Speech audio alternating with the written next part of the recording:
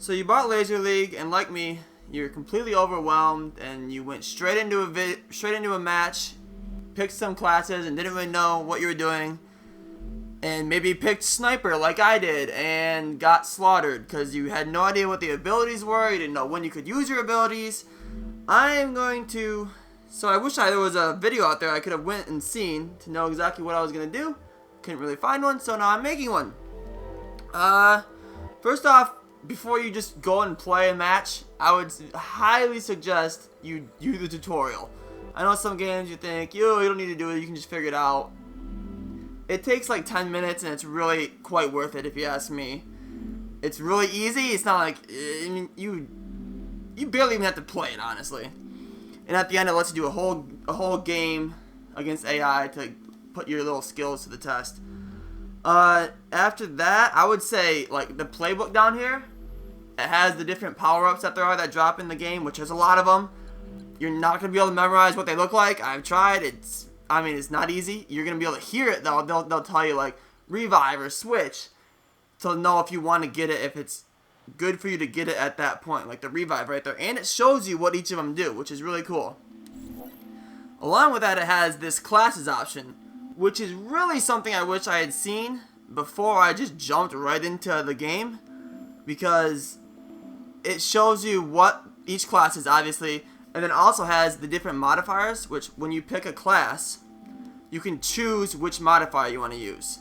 And for each different class, it'll be different. Like Blade, the ability charges faster, and so you have like a little meter above your character, or below it, I think it's below it, and you can see it in the video here. Once the ability charges fully up, you can use your abilities, and this will make it charge faster so you can attack quicker.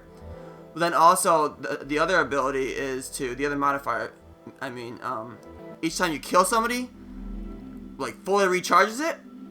I think that's way better for the Blade one, because if you can hit it, you can take out multiple members right in a row without having to wait.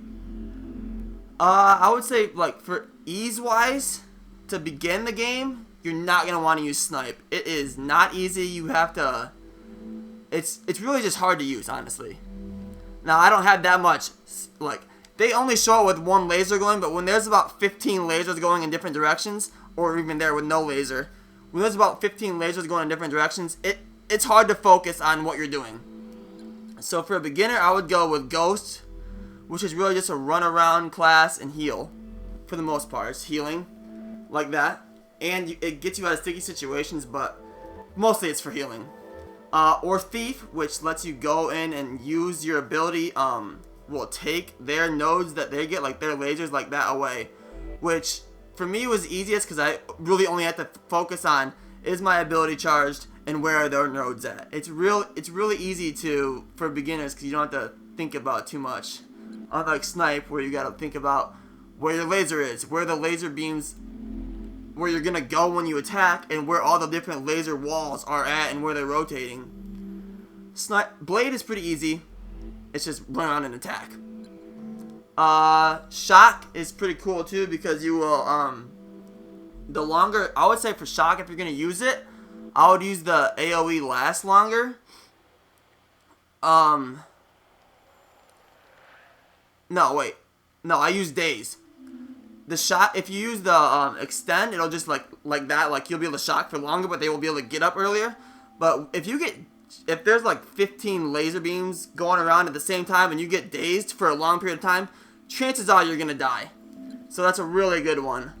But I would go Thief or Ghost right off the start, because if your teammates are down and you can't heal them, 2v3 or 1v3, you're really going to have a hard time. You really need it to be 3v3 or 2v2 if you're going to stand a chance. Also, it's really hard to follow your character at the beginning, because all that differs you from your teammates is the little triangle above you, so you're going to want to pick the easiest thing you can do. Not too much going on. What else? I got a little list here. For me, the classes that I chose depended a lot on some of the laser movements that they have, because each level has different laser movements. Some of them are just easier to follow and easier to manage than other ones, so maybe if on an easier one you want to try a harder character, I would go for that. But if if you notice that it's a really hard laser pattern, you're going to want to change your character, because if you're trying to snipe or blade on a hard, like, chaotic pattern, it's really going to be difficult. The lasers do follow a pattern each game, so there's 3 rounds, and each round the lasers will follow. Each match, the lasers are going to be the same way every round. So you're going to want to try to figure out the movements of them, and so you can see when they change, like they'll stop being anybody's and they'll just go for like a free-for-all, and you can re-get them again. So you're going to want to know when they do that so you can pounce on it. Oh, let's see, the last thing, the walls, you can go, like, if you go through the top, you come out the bottom, and it's hard to get, and you will die a lot trying to do it, but it is a serious advantage if you can do it really well. I can't tell you how many times I was going for a laser on the side of a node on the side of the wall, and somebody came through the other wall and got it, and then I killed myself on their laser once they got it before me. Or just being able to get to your teammates to heal them, to dodge lasers. You just really need to know how to use the walls to your advantage, because if you can't, I would say it's about necessary to play the game well at a high level.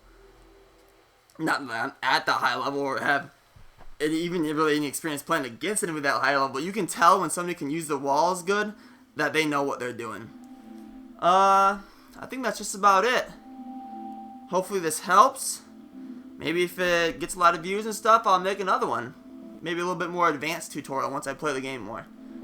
Thanks for watching.